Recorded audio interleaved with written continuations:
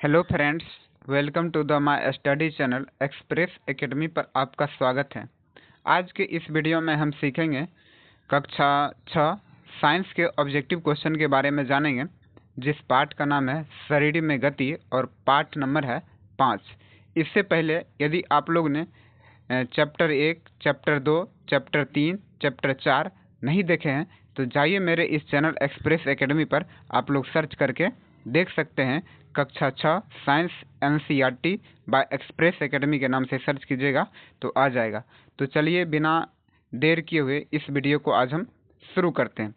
देखिए, पहला प्रश्न कहता है कि धुराग्र संधि शरीर के किन भागों को जोड़ने का काम करता है। तो जो धुराग्र संधि रहता है वो गर्दन तथा सिर को जोड़ने का काम करती है। अगला प्रश्न कहता है कि संकुचन की अवस्था में पेशी छोटी, कठोर एवं मोटी हो जाती है तथा अस्थि को क्या कहते हैं। तथा यह अस्थि को क्या कहते हैं। यह अस्थि क्या करती है। यह अस्थि खींचती है। क्या करती है। खींचती है। अगला प्रश्न कहता है कि उपास्थियों से बने अंग का नाम क्या है। तो उपास्थि से बने अंग का नाम कान है, और भी कुछ होगा। देखिए, अगला प्रश्न कहता है कि हिंज संधि में कैसी गति हो सकती है। तो हिंज संधि में केवल आगे और पीछे गति हो सकती है। अगला प्रश्न कहता है कि शरीर का अंग जहाँ से मुड़ता है उसे क्या कहते हैं। उसे संधि या जोड़ कहते हैं। अगला प्रश्न कहता है कि शरीर की अस्थियों का ढांचा क्या कहलाता है। तो कंकाल कहलाता है। अगला प्रश्न है कि ऊपरी जबड़े एवं खोपड़ी की संधि को अचल संधि कहते हैं। आगे है कि कौन सा शरीर का भाग यानी कौन सा शरीर का भाग क्रिया करने में सहायता करता है। तो मांसपेशी और हड्डी दोनों करता है। जो अस्थि हिल नहीं सकती है उन्हें अचल संधि कहते हैं। गर्दन तथा सिर को जोड़ने वाली संधि को धुराग्र संधि कहते हैं। कोहनी और घुटने में कौन सी संधि रहता है। तो हिंज संधि रहता है। अब आगे क्वेश्चन कहता है कि शरीर में यानी सभी दिशाओं में गति प्रदान करने वाले संधि को क्या कहते हैं।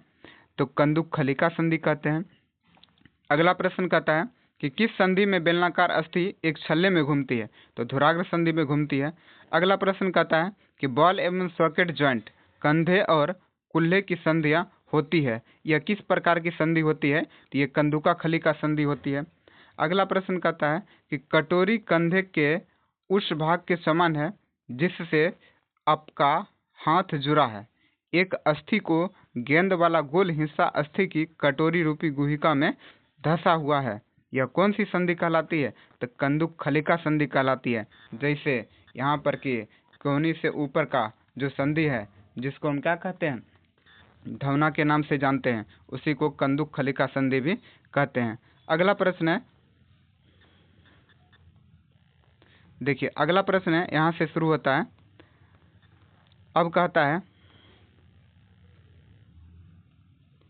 जलीय पौधों का तना होता है तो लंबा और हल्का खोखला होता है। डॉल्फिन और व्हेल मछली सांस कैसे लेती है। तो वात छिद्र के द्वारा लेती है। बीज सजीव है या निर्जीव। तो देखिए, बीज सजीव है तब तो उत्पन्न हो जाता है। कायिक प्रजनन किसमें होता है। तो पौधे एवं बीजों के अतिरिक्त अन्य भागों से प्रजनन होता है।